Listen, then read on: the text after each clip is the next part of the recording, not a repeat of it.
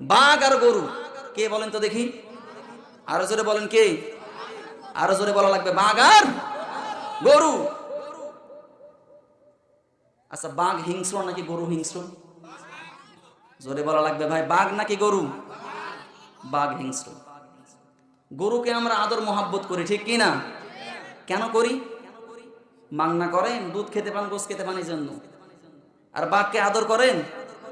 বলেন, বাঘকে আদর করলে আপনারই সাবার করে দিবে। তো বাঘ হলো হিংস্র, গরু বন জঙ্গলে চলছে, বাঘ এত জোরে তাকে ধাওয়া করেছে, গরু আর জান বাঁচানোর ভয় উপায় না পেয়ে, একটা পুকুর ছিল, পুকুরে কোনো পানি ছিল না, শুধু ছিল কাদা, দিয়েছে এক লাফ, একেবারে গলা পর্যন্ত পুঁতে গেছে, শুধু কাল্লাটা বের হয়ে আসে। বাঘ তাকে খাওয়ার জন্য সেও লাফ দিয়েছে, তার 3-4 হাত দূরে পড়েছে, ও কাদার ভিতরে লটপট লটপট করছে। বাঘ আর গরু, বাঘ খালি গর্জন দিয়ে বলছে, গরু তোরে যদি পাইতাম মজা দেখাইতাম, তবে ওয়েট কর, তোরে খাবো, একটু সময় লাগবে। এই কথা শোনার সঙ্গে সঙ্গে গরু দুইটা দাঁত বের করে দিয়ে খিলখিল খিলখিল করে হাসছে। বাঘ মামা, তোমার কি মালিক আছে? কি বলছে? বাঘ মামা, তোমার কি মালিক আছে? তখন বাঘ বলছে, বেটা কিসের মালিক? আমি তো হলাম বনের রাজা, আমার মালিক না, আমি নিজেই মালিক। গরু বলছে, আমার মালিক আছে, একটু পরে বুঝতে পারবো। আচ্ছা, গরুর মালিক গরু না পেলে কি করে বলেন তো দেখি? আরে বলেন না রে ভাই, খোঁজাখুঁজি করবে না?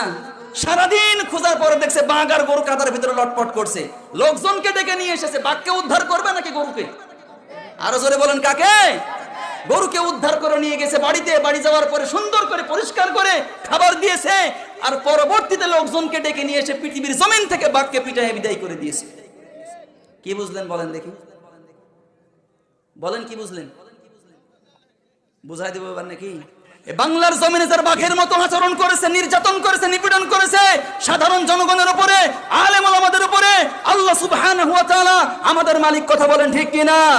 সন্ধ্যা যখন লাগবে, এই মাজলুমের উপরে আল্লাহ সুবহানাহু ওয়া তাআলার দয়া আছে, মায়া আছে, তাদেরকে ঝেড়ে মুছে মৃত্যুর পরে জান্নাতে দেবে।